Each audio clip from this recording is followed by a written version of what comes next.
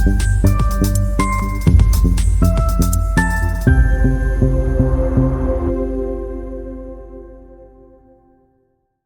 would like to welcome you to the newest edition of the Scalable Cities Café.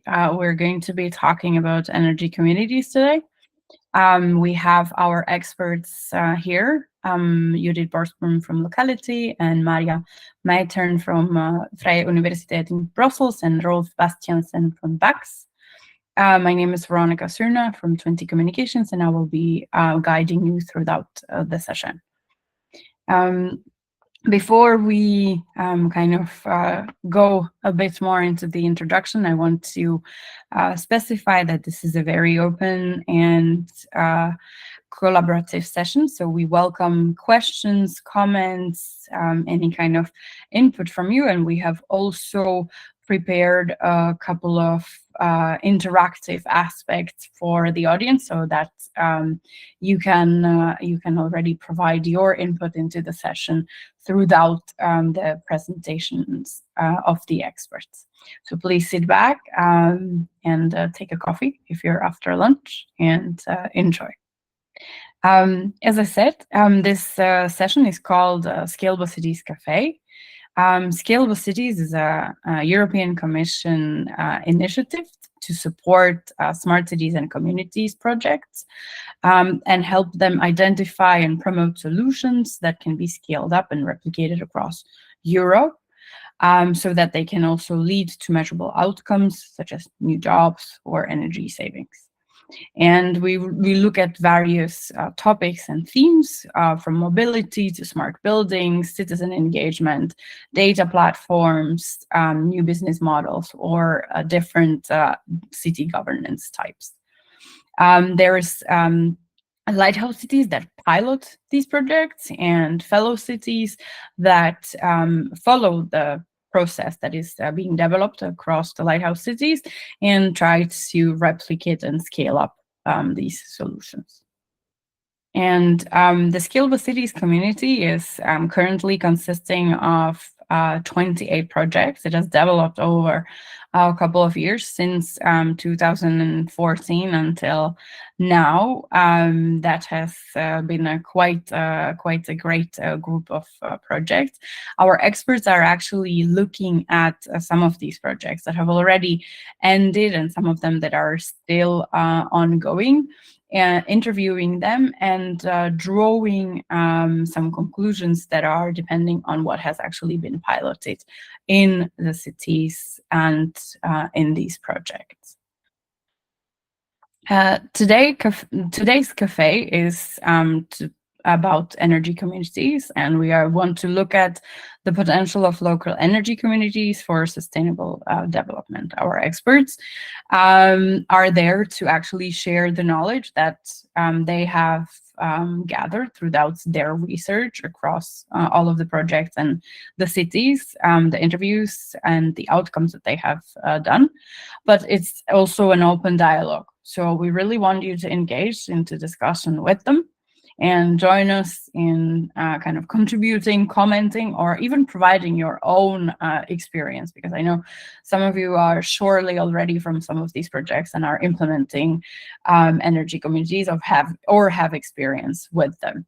So we want you to really exchange ideas and share what your experience is and was.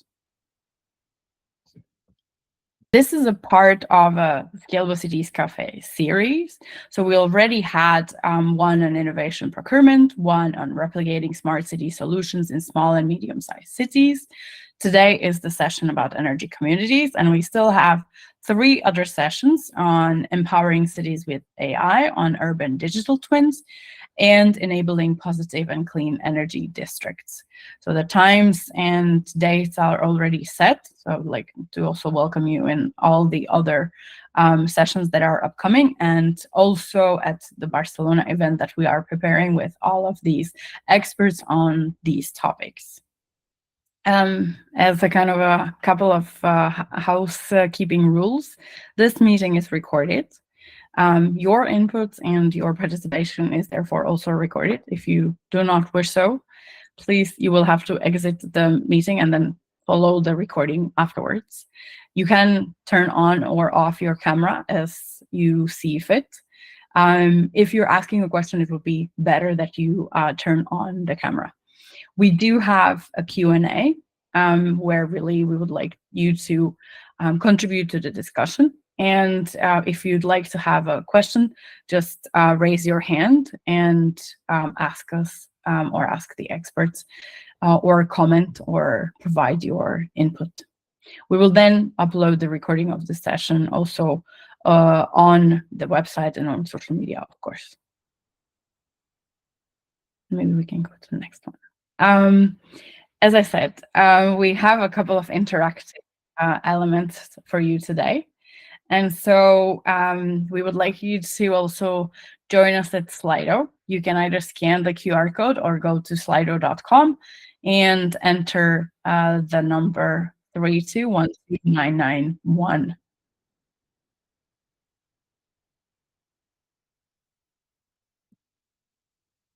But now I will kind of stop talking and stop giving any introductions. The one introduction that I need to do is that I would like to welcome officially our experts here.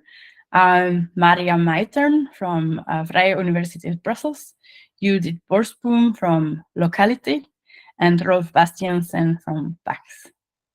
Welcome, and please share with us all that you have learned so far in the research on energy communities. We're very excited to hear all of your knowledge and all of the knowledge that has been gathered across the project. To kick off the discussion, let's try and kind of ask also our audience. So I'm extending the question to all of you and making you work already this early after lunch. How would you describe an energy community? What is it that you think it is? Is it a group of neighbors that share energy saving tips? Is it a partnership between citizens in local businesses? Or is it a decentralized energy system with focus on renewable energy? Or is it a community initiative to promote energy efficient appliances? So please join us on the Slido and tell us what you think. So far we have a couple of answers. And I think we are kind of going 50-50 between the partnership between citizens and local businesses, but also a decentralized energy system. So I think slowly but surely we're really kind of going towards a partnership between citizens and local businesses. And I'm going to ask our experts, what is it that, how do they define the energy community? What is it that they understand under energy community? Yeah, so I will kick off here. Definition of energy community is everywhere demanded, but I would say all of the options here are correct. So under EU law, to qualify as an energy community, you can share tips about energy and then form a community around it as a legal entity, or you can share physical energy flows, and it doesn't really matter. And I would say, I think it's also important that we wouldn't define what is an energy community, because defining something will also include an exclusion. So by leaving it open, we allow our citizens to decide what they need and what they can profit from. So I would say, hey, this is a good answer, and everything is a good answer. So yeah, don't define it. Leave it for the market to decide. Leave it for the citizens to decide what they need. Okay.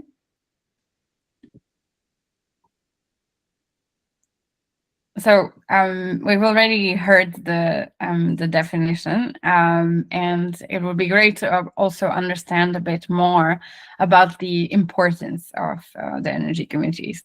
We hear that quite often, that the energy communities are considered to be very important in achieving climate goals, particularly in cities. And I would like to ask you, why is that? What is the importance and where does it lie? Yes, here I can step in, but I invite Rolf and Maarja to step in if they see specific aspects that are not mentioned. And I'm sorry a bit for the background noise because I'm at location for a client, but all rooms were were occupied, so I had to go to a kind of study facility. But here I am. Yeah, I think it's very important that there's a huge potential in society of people who want to contribute to a better climate, who want to do specific things, and who want to also contribute their part. And I think this potential, there's a very nice book written about it by Maarten Meitern. It's called The Energetic Society, that a lot of citizens are also quite experts in their own way. And we don't tap really into this potential. So I think energy communities are a way to tap into this potential. And as Maarja already said, they come in many, many different forms. When working on this research, we sometimes had the idea that we were, working with these Russian dolls. So we had one Russian doll opened and there was another in and another in. So there are many, many different types, many different situations, many different regulatory frameworks. But I think still the point stands that citizens can contribute and businesses can contribute. For example, there are also interesting examples of business parks. And energy communities give people autonomy and also enables them to contribute. I think also at the same time, we also have to realize that cities cannot do it alone. We always expect a lot of cities, but their investment capacity is limited. They have money for paving the streets, running the public buildings, etc. But they don't have loads of money to do the transition itself. So in that sense, they're quite dependent upon others.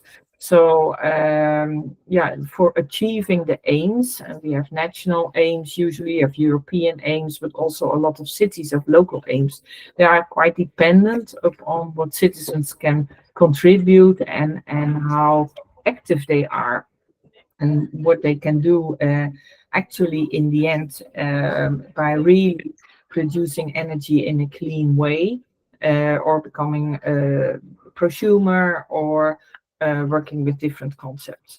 But I think we have to realize that this brings also responsibilities for the city. And to be honest, I also see sometimes some lazy policy making, we want to be climate neutral in 2030 and our citizens will make a lot of nice energy communities. But then that does not contribute much. So I think it also brings responsibilities for the cities or other organizations that can act as a kind of intermediary and enable the citizens to do these things and contribute to the climate and energy targets. So that's, I think, an important element. And what we also notice that those energy communities we talk to, they are often very proud. They have taken ownership. There's also element of empowerment. And I think that all together works really well. There's definitely also a lot of other aspects on the environmental or economical considerations. So, Rolf and Maarja, do you have anything to add? Yes, well, maybe to add to that, I think that the particular focus of this cafe is scalable cities, and there we notice where very often in across Europe we see communities that have primarily, I would say, sustainability as a driver. Those are the ones experimenting with collaboration, are very willing to commit time and resources to creating an energy community. But when it comes to scaling, and therefore reaching a larger target audience, the driver seems to change. Most people are very happy and actually want to contribute to a greener world, but it needs to make economic sense. So the financial viability and the price of energy becomes a more important driver. So we see, but we'll get into examples later on, that cities initially work with these really highly committed communities, but when you want to move towards replication or scaling, it's much more about the finance. And there's a few examples of that. And I think maybe also to add to what Judith said, especially with denser urban environments, we see that communities are important to, for example, when if you live in a terraced house, you have your own rooftop, you can create your own energy. In an urban environment, you live in an apartment block, you cannot. And there an energy community or collaboration between, for example, tenants or the owner and tenants is needed to actually invest in solar energy and use it together. So we see that that energy community concept allows reaching markets that individual homeowners can't reach. And that could be a large rooftop owned by a school, provides energy for its neighbors. And so there are all kinds of market segments that can be addressed better or can be reached better potentially through an energy community or one of the many models of an energy community. Maybe finally to add to this, like looking at the grid itself, the electrification is increasing. We have increasingly more demand for electric vehicle charging. If we want those electric vehicles also to be charged with green energy, probably it's best to make sure that this green energy is produced as close as possible for the location, because otherwise we just need to dig up all the cities. So we kind of need to look where are the energy dense or electricity dense spots and have there a bit of clustering, and that energy communities can help to do that. Yeah, thank you.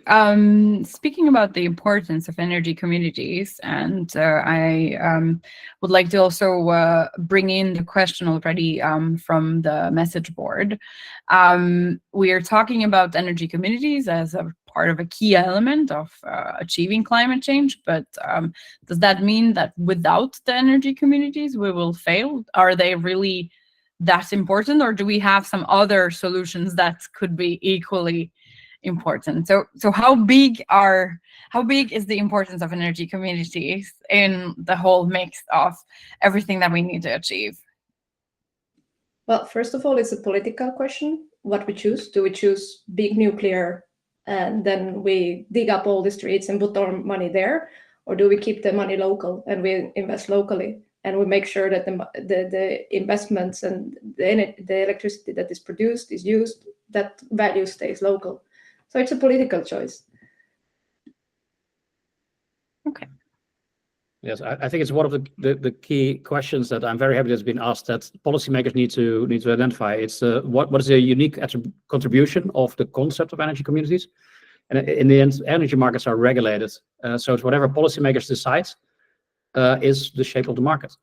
Although I do hope that we'll be able to show through our research as well that beyond policy decision making, and therefore something that is almost out of the hands of communities, we can show that the cost of energy is potentially cheapest if you generate it in community. So we know that the cost of generating energy is lowest, the levelized cost of energy is lowest in solar panels, really. So if you'd use that and share energy among neighbors, it might be a long-term a cheaper solution than I would say a remote hydropower plant or offshore wind with a vast distribution system or transmission and distribution system that requires, I think, it's now forecasted 60 billion euros of investments annually in Europe. You can avoid that to a large extent by investing locally and owning locally and consuming locally. Okay, I really like that. Very interesting comment on the finance, and I would like to actually get back to it and some of the next questions, specifically about when we talk a bit more about policy. But maybe we can try to get again our audience in and ask, actually, because I know that many of you already are or either implementing or planning on implementing an energy community in your project in your city. So this is a question both to the experts and to the audience. Can you think of a city or community where energy communities have worked well? What is kind of the shiny best example of energy communities that you can name off the top of your head?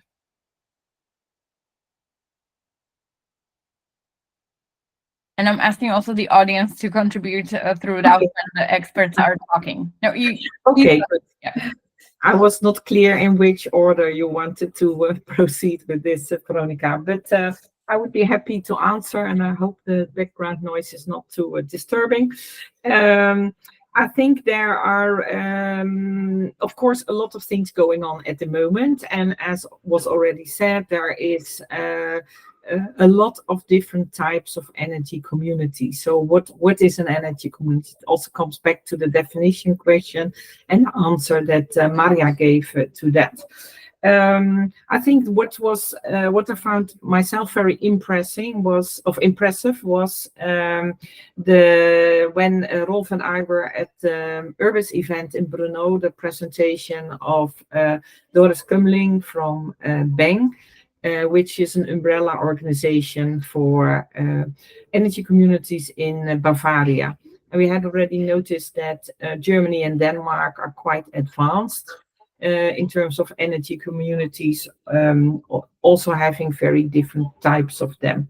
But what was very interesting there is that people are working already on this team for more than 20 years. There's a lot of members. There are more than 300 energy cooperatives. And so again, it also comes back a bit to the definition question. There are 39,000 members. Actually, per year they have sales a little bit less than 400 million euros in terms of energy, and there are more than 400 people working there. So I think it shows that it's possible, it can be done, but it also depends very much on the situation, as already was said. For example, a solar field with a lot of PV is easier in a village than in the middle of the city, even though technology is progressing really fast now. Solar panels become more and more efficient. There's a lot of linkages also with thermal systems and using PVT. So a lot of technical things going on. But I found this very interesting, and I think it shows that when there's a kind of appetite, a lot of things can be done. And it was extremely, I think, nice to hear that the lessons they have learned in those 20 years, that the social aspects were really important in bringing people together. She called it the Kirchturm, the church tower principle. That you have to market the idea to communities, to talk to communities, to bring people together that are seeing each other. So it's not a kind of anonymous things, but really people that want to do something. It's important that the hurdles for participation are low, and that you don't have to bring a big bag of money, but that even with a quite limited amount of money, you can already step in, maybe partially your own money. They work with a kind of loan that I had a good deal with banks on. And I think also the aspects of networking, training, capacity building, knowledge sharing were really important. So I like that example very much, but I know there are a lot of good examples that are not so well known.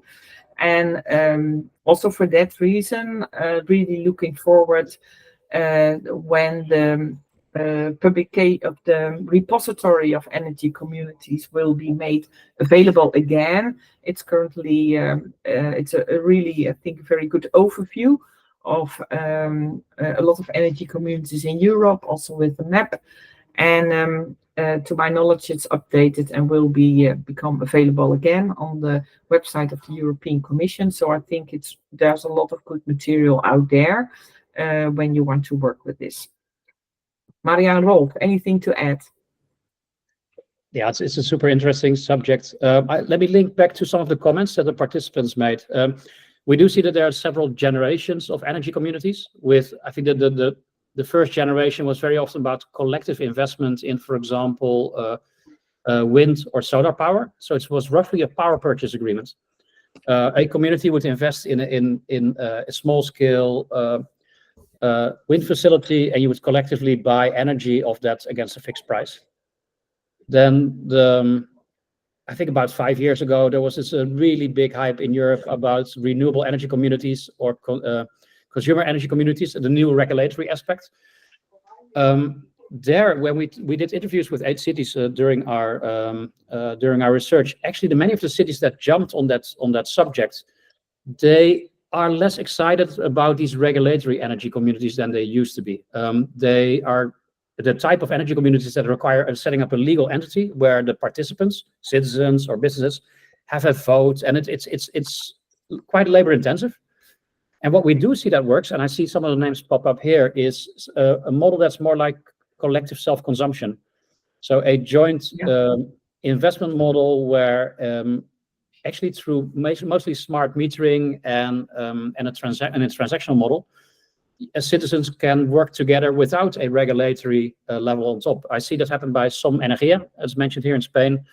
And also, for example, in Belgium, the situation in Brussels, and probably Greenbiz is one of them, is given as one of the, let's say, market-driven models that allow for replication and growth of the energy community solution.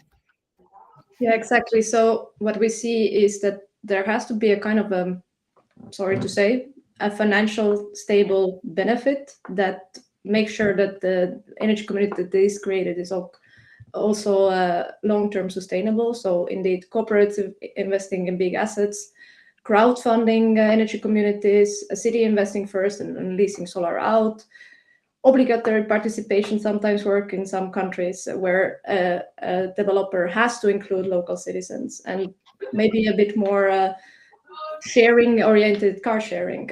These are the models that work today, first of all, because we do have regulations still in place, and that slowly starts to change in countries, allowing sharing and new models. But at the moment, what is possible and where you can actually earn some money or have some return are these models. Thank you, Maarja, and thank you, Rolf. I think it also connects to the comment that Rolf made in the beginning about the scalability of the communities and the financial aspects. And we have exactly the question in the audience already, whether these examples have any potential to be replicated or scaled up either across the city or in another city. Have you seen any good case studies on which ones are more replicable than others, or which ones are more, let's say, more scalable than others, and potentially also why? I would say the most scalable are the ones that happen in new builds, where people don't need to be convinced afterwards to become members of energy community, but they buy into it already, and people want to be part of the energy transition. They want to take an investment, but they kind of need to do it consciously, right? So the best are the ones that do happen in our new build environments.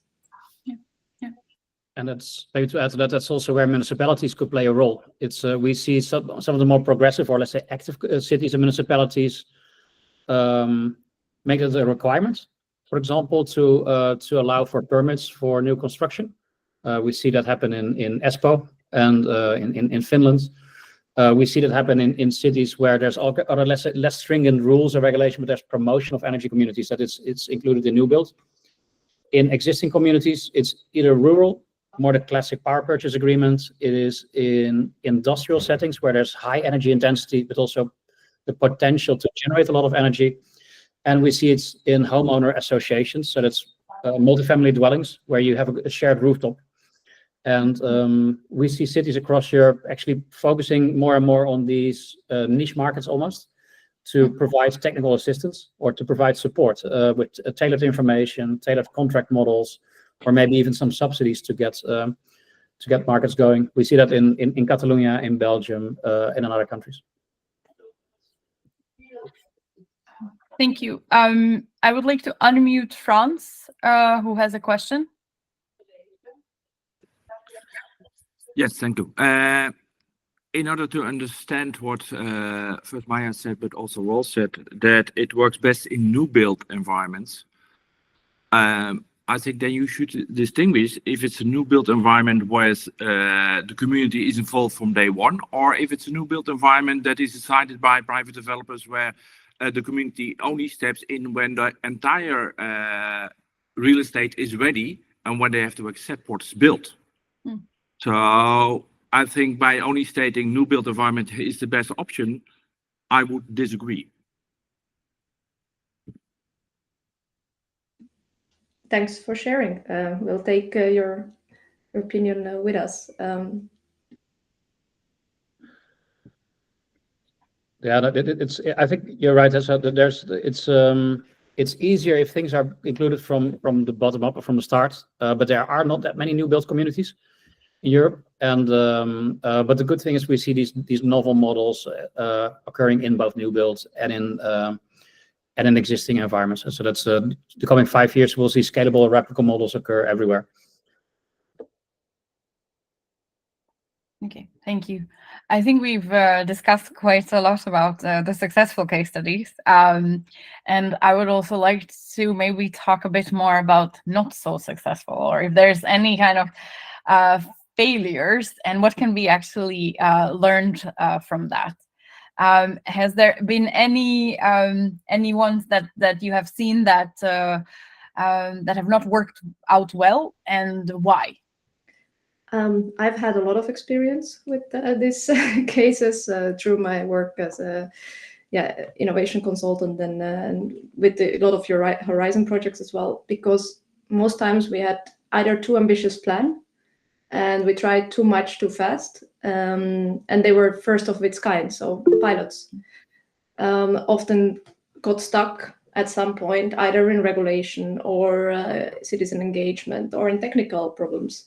So if you do it for the first time, it's difficult, and that's why it's really, really important that there are established either in city or country level one-stop shops, technical assistance where knowledge is shared, standard contract models are shared, the business cases are shared, and it's made more easier for the replications. So once it's successful, please share it and make it available for your fellow cities. Judith, please. Yes, thank you. Yeah, I think Maarja mentioned it already, but I would like to stress even more that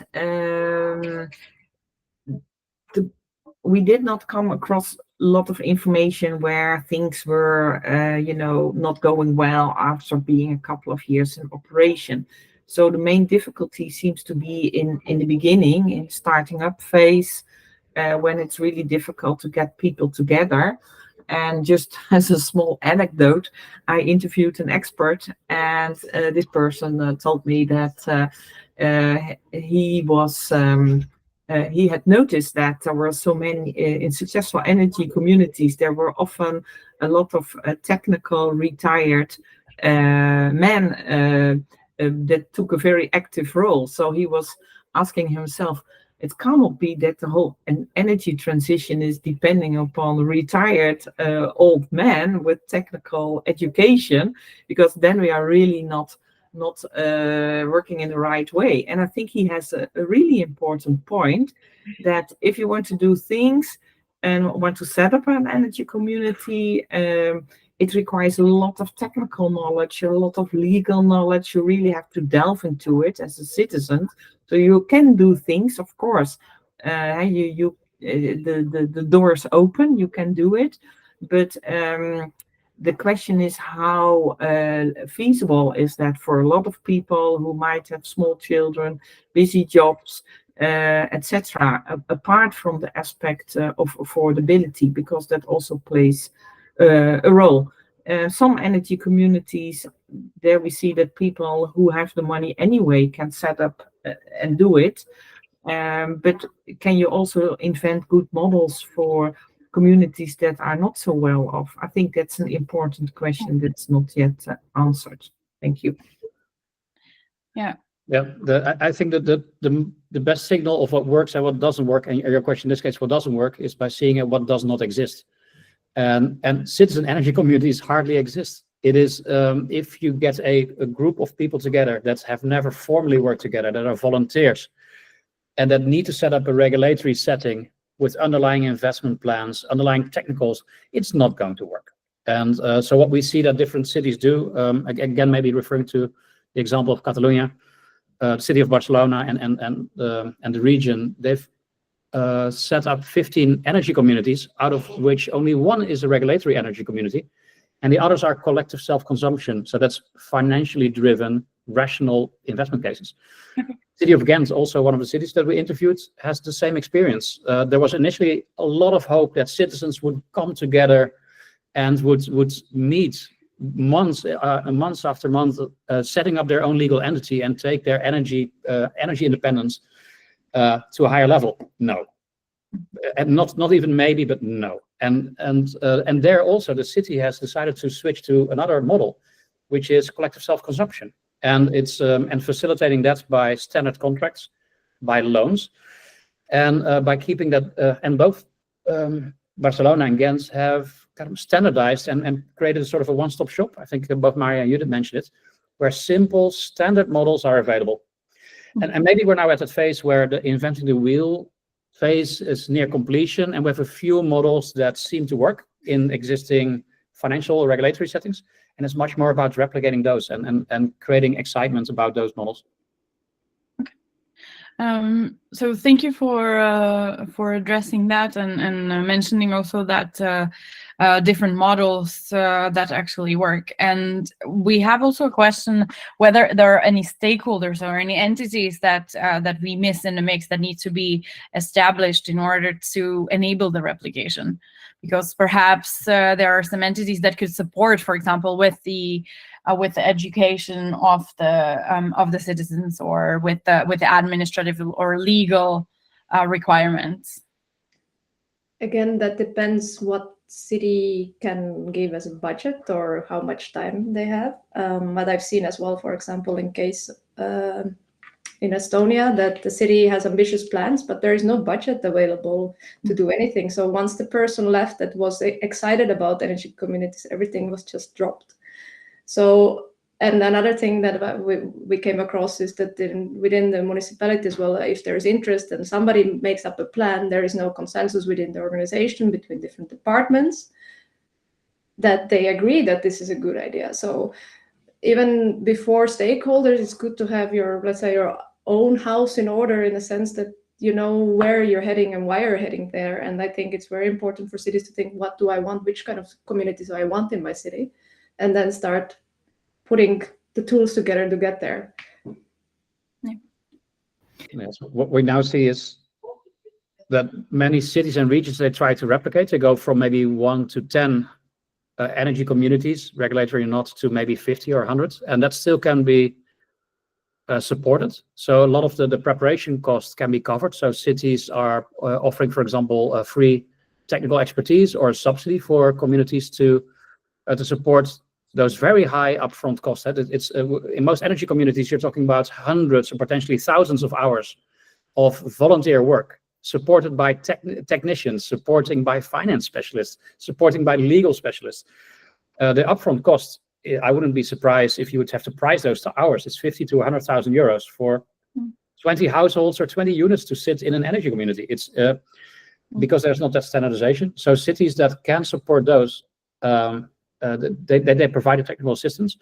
I think the one entity that's missing is, unfortunately, are companies that find a business case in promoting energy communities. And here I may want to suggest, I think we see an organization in Catalonia, Som Energia, they were mentioned before. It is a private specialized entity that's basically reduced the options, but also the process time for sort of standard settings to create energy communities, and that's the way forward in scaling. Mm-hmm. Mm-hmm.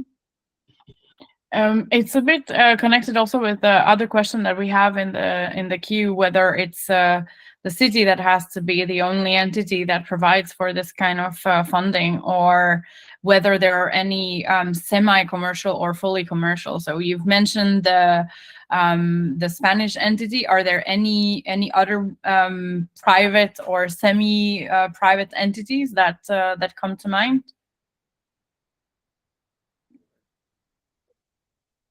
No. Okay. Most are not knowing.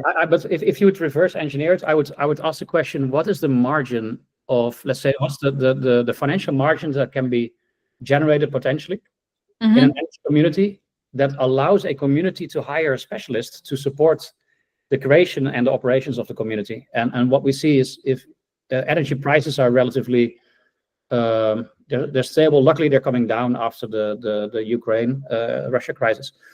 But if the energy prices in Europe are on average, I believe now 25 cents per kilowatt hour, and if an energy community might be able to bring it back to 15 or 20, then you know what the value is, and that value should be shared among the community and the people running the community. And that's it's very hard to find sufficient scale. If you call something a community, that kind of implies a building, a few companies, and that implies actually a very low monetary value and monetary saving. So there's the scale issue. So for example, when we talk to the city of Ghent in Antwerp, they say, well, we can't get communities of more than a few dozen participants. And that means your preparation costs are tens of thousands of euros for a handful of people. And that scale problem has not yet been solved, I would say. Yeah. Judith, please.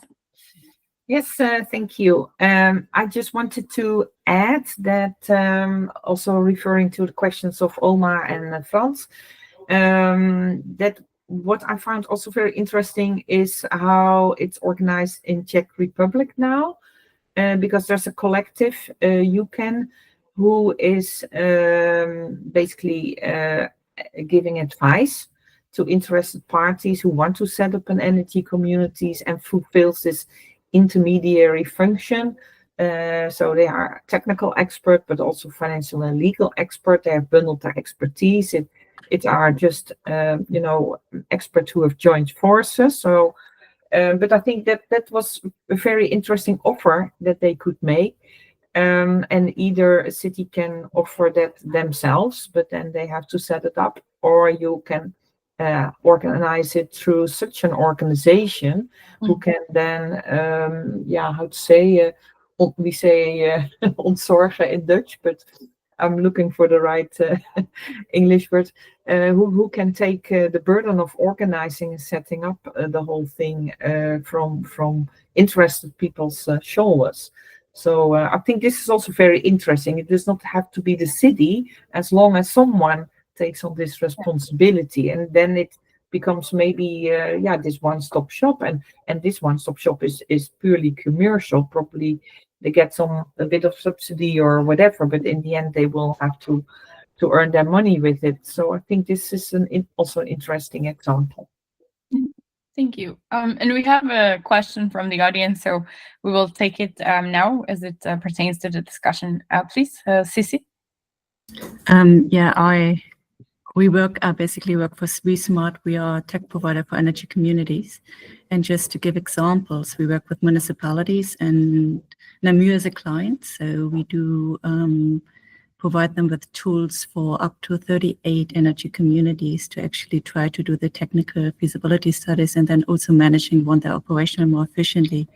Another example is that we have a partnership now with Belfius Bank to actually bridge the financing gap only for municipalities. About where the scalable, what we identified are basically similar type of projects like hospitals, schools, gymnastics. So really a scalable city where you can actually take that model and scale it up. Here size is quite important, particularly in Flanders due to the imposed fees. And I think what's quite interesting, so my background is in crowdfunding actually, so I do really like those financial citizen empowered people, but the discussion is a lot centered around citizen and it often does not become profitable. Yet what I really love about the concept is that you have a much better tool to address energy poverty, which cannot be addressed by cooperatives. Cooperative members have time and knowledge to actually sign and manage their investments. We address a lot of social housing. Social housing members do not want to spend 5 days a year in cooperative meetings, to be very clear. So how does technology help scale it up? I mean, just simple stuff. So every single online contract signature is automated. This is where technology kicks in. Evie, so we have up to, for give another example, we have a citizen community where within a week, I think we had more than 20, 30 members. Everything's automated and online. If you don't use technology and AI, you will never be able to do that. So this is where it kicks in. And what I really think is the biggest barrier to entry is regulation, simplicity of regulation. This is, I think, where the cities should keep in and the countries and make just clear frameworks and replicate it. I think you should not, and then use what's out there and just use it efficiently. So a lot of it is already there. And also one aspect, which was the earlier question about what are the additional benefits and how could energy transition work without it. We implemented actually an AI recommendation tool to actually change behavior. And I think you should not forget in the discussion is the grid optimization, which is driven bottom up. We always make assumptions about data. So there was even, I give the simple example, we actually estimated that the grid would be completely overloaded in Germany due to the renewable rollout, yet due to the behavioral change, it didn't. None of the data and the forecast are predictive and are bottom up. And this is what energy communities bring on top. But here you need to work with the private sector to complement each other. So that's just a few thoughts. Thank you. And Thank you for sharing. And those were very interesting. And I'm happy that you also addressed a bit of the role of the citizens and the energy poverty, which I think is a very important aspect of energy communities. And I'd like to maybe talk a bit more about whether you have come across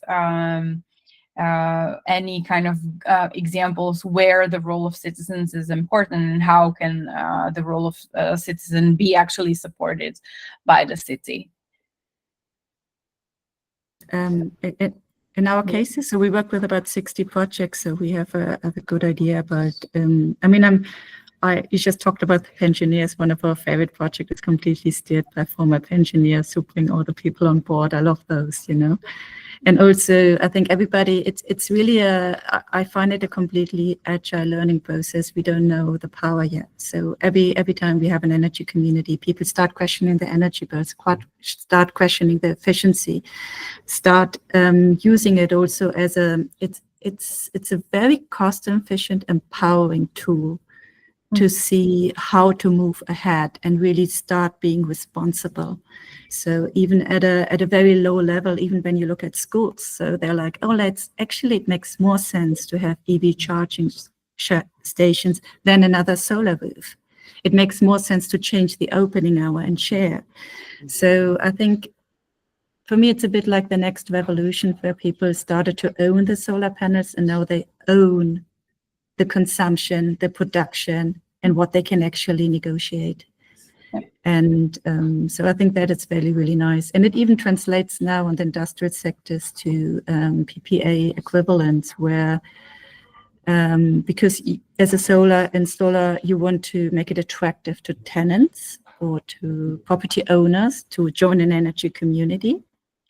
And all of a sudden you're part of something, you see your effect, you see your consumption, you see all that. So it's more than that, just the money. It goes deeper, and it's real.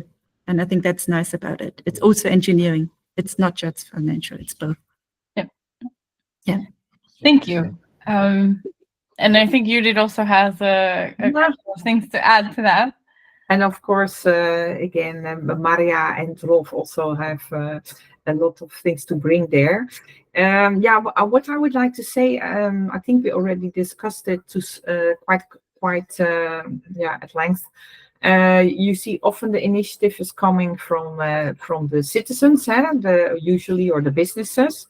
I would say local stakeholders is maybe better. There might be also shopping centers or whatever. That can become an energy community.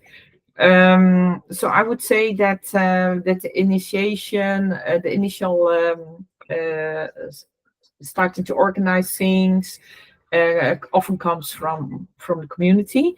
And then, of course, engaging people, finding like-minded people that want also to participate and work on this and make the investment in time and resources to work out what is possible and what not, assess feasibility of options, etc.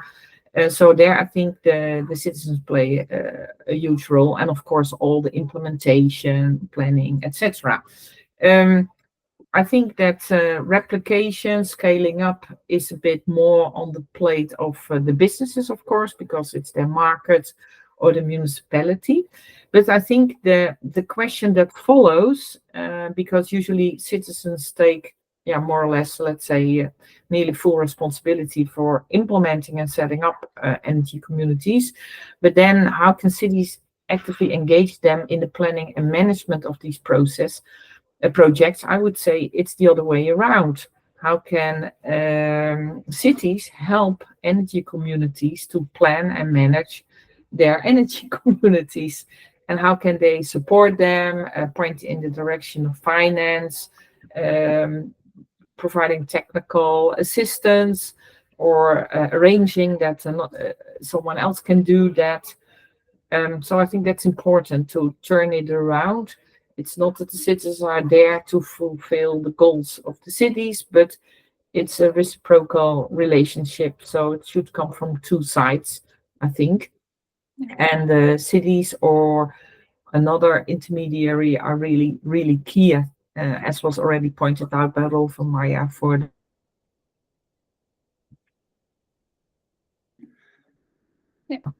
Thank you. I think several of you have already mentioned that one of the biggest barrier to entry is basically regulation. And so I would like to stop at that a bit and discuss what are the absolute most essential policies that have to be put in place in order for energy communities to not only to establish them, but also to help them scale up. And how can the policymakers actually help with that? Yeah, and there I want to say that policy and regulation are high level in most European countries, done starting with European Commission and going to national governments, and then the regional grid operators, and then the net codes are written by the industry together with the industry partners. So what role cities can play here? Because a lot of cases, city is not responsible for energy. Your city is responsible for waste management, for roads, for social services. But there are things that city can do. For example, take into account in spatial planning, zoning, energy community needs to have space for setting up green assets, be the financial backer. But I think, and Rolf and Judith will add more points, but I think the most important is that cities should work together with each other to know what they need, and then go to talk to the national stakeholders to explain what kind of communities and changes they need, because the regulators higher up who decide the rules of the game, they have a lot of priorities on their desk. And if they don't hear a common voice, they will not take it into account. Yeah, I like that point very much. It's when you look at, let's say, the hierarchy of policy making, the European Commission, and at the European level, there is actually more attention on energy communities in all the shapes and forms that you typically see at national level, and mostly at local level. This community here at Scalable Cities, it's a bias towards energy communities. We all are interested in it and we love it. We forget that we are the 1% of people who believe and dedicate some of our lives to energy communities. And we want to dive into the subject. We're willing to organize ourselves. We know people. So for me, the question is indeed very often, how do you go beyond that group of, how can we go from this group of specialists and motivated people to the people who are not necessarily that driven, and that find it obvious that energy communities become one of the options. And there, it's the sum of all the above. As cities have a role in standardizing and offering solutions, but it's mostly a financial driver. I have to, although I really like what the comments that Sissy made about the value of community, I think the political argument mostly is about the transfer of the energy economy to households or to communities. We generate our own energy, we invest in our own assets, and we consume it ourselves. But that would, if there's a policy or political discussion about it, that would lead to some benefits. For example, reducing grid tariffs, or for example, if you exchange energy between a community that you are not, you don't have to pay VAT. And there's all kinds of financial implications that unfortunately you'll have to go through to get the big group of potential communities to get on board. And I want once more to emphasize it's important to talk to the national government, the national stakeholders. For example, in Estonia, most of the community initiatives get stuck at the distribution system operator, so the low voltage grid operator, because they are reluctant to deal with energy communities, because they in the past had an experience. There were communities and then they fall apart, and then it's their problem because they are by law responsible to make sure that the lights are on. So they also have their concerns. So therefore it's need to gather this new kind of trust to build a new kind of a system, because the legacy system has its own past problems.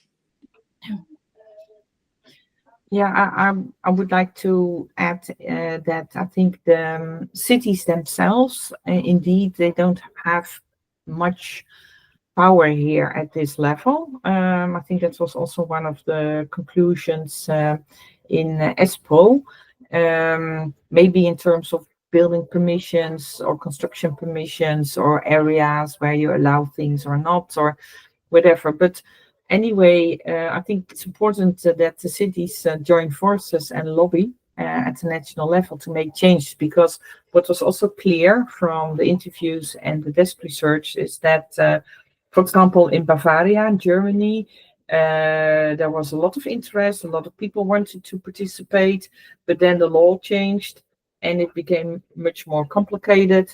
And then there suddenly it became too difficult for people, so not everybody was able to participate anymore, and the growth was flattened. So they had a kind of steep curve, and suddenly it went like this. So anyway, it's as Maarja also said, and Rolf, it's extremely important how to organize nationally. So I think it's good to maybe make clear how difficult it is to realize things locally if this national level is not optimized. Thank you. We're a bit coming to the end of the allotted time, and so I would just want to still open up the discussion before closing to the audience. Do you have any questions, any further comments, or any experience with energy communities that you would like to share? Or is there something that you still want to comment on or give your experience in and share with our experts?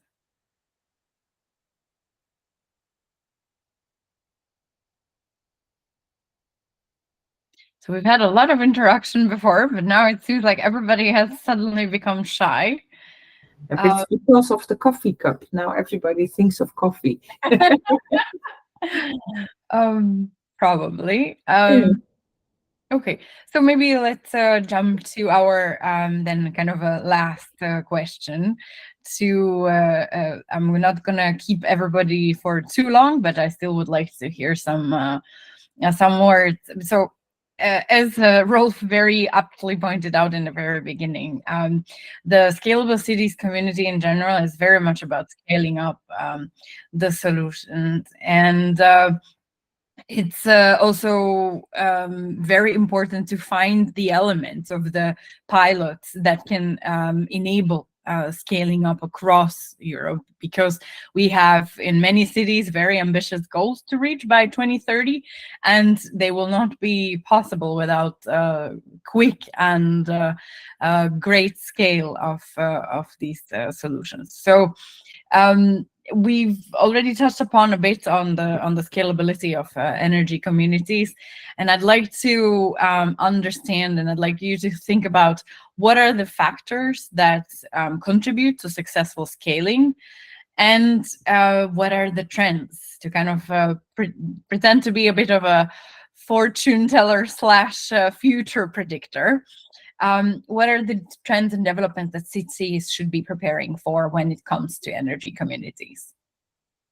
Yeah, let's give it a try. I think most of it has been mentioned, but if I would have to summarize it, so we now see that in most cities and regions, there's up to 10 energy communities, and the next scale level is 10 to 100, perhaps. We're not immediately converting all of Europe to a decentralized energy market. And at that scale level, I think the most problematic phase is the support cost, or what we call the preparation cost or preparation expenditure of an energy community. And that's where I fully agree with Cici's comments. It's automating and facilitating that process.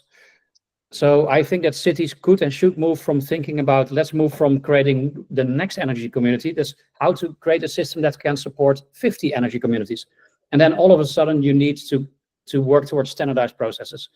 And so what we would love cities to do, or cities supported with maybe research or development entities, is setting up maybe these software-enabled processes that build the foundation for creating and managing 50 energy communities.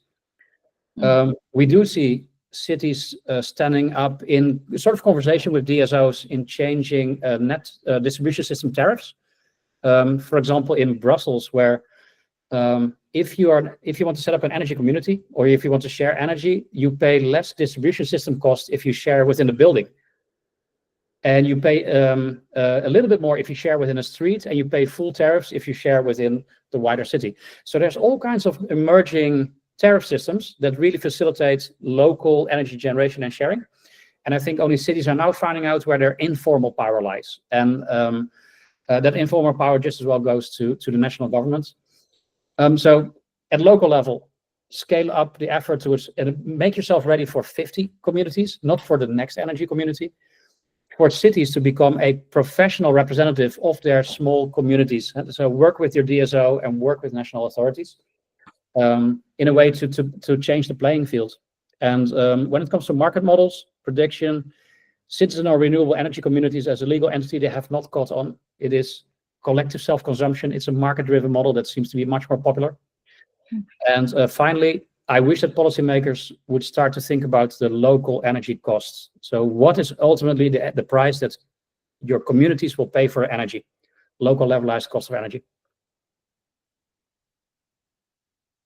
There may be many more ideas and definitely many more predictions in the room. Thank you very much. That was quite extensive, actually. Thank you.